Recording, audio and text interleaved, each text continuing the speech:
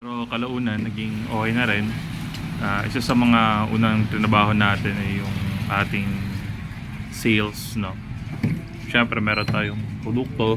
Trinabaho natin yung sales at marketing. Ayan. So, dahil nga maliit lang, hindi naman ganoon kakomplikado yung sales. Kailangan mo lang magbenta. Sa pagbebenta, kailangan mo ng customer service. Ayan. Kailangan mong kitungo ng maayos.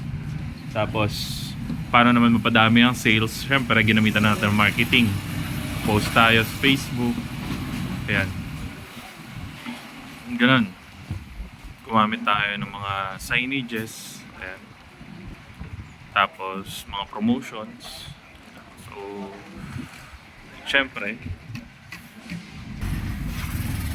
meron din tayong accounting knowledge. No?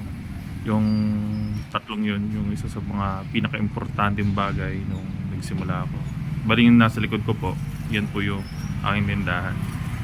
Ayan, medyo malaki yan. So, yung sa first floor, yan. Tapos, yun po yung chariot, punong-puno. Yun po yung mga items na dala natin galing Ujongan. So, ayun. Tinabaho yung sales, marketing, accounting. So, paano ako nakapag-scale? So, nakapag-training po ako. Although meron na po akong basic knowledge sa standardization ng process, ng product. So, nakapag-scale tayo sa tulong ng pag-seminar ko po sa isang operations management seminar. So, intended po talaga yun for SMEs, hindi kasama yung micro. Pero, syempre, dahil nga micro, kahit pa paano may makukuha at makukuha ka doon.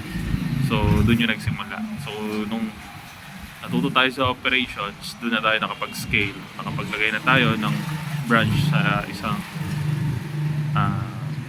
bayan, tapos nadagdagan pa. So, bali, 3 na po lahat yung tindahan. Pero, ginamitan ulit din natin yun ng accounting for internal controls. So, may audit.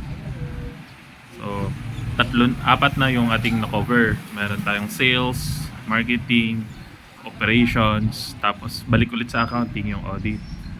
Tapos ngayon, dati kong problema noon yung people management, no? Kung saan walang proper, although may proper roles, may clarity sa output, pero yung absences, yung pag-leave nila, at yung procedures kung papaano yung transition pag umalis at pag may panibagong empleyado, doon tayo nahirapan. So, personal nating inaayos yung ganoong bagay noon.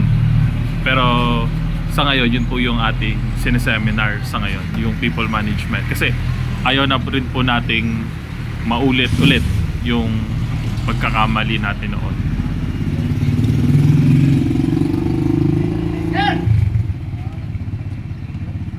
So, para ma-strengthen yung foundations, although micro lang, syempre, pangarap din nating makaalis sa pagiging micro. Tinatrabaho natin yung basic foundations ng isang negosyo. Baligid lang muna yung update, no? Yan o, tindahan. Medyo malaki yan. Yan. Malaki yan sa loob. Bye.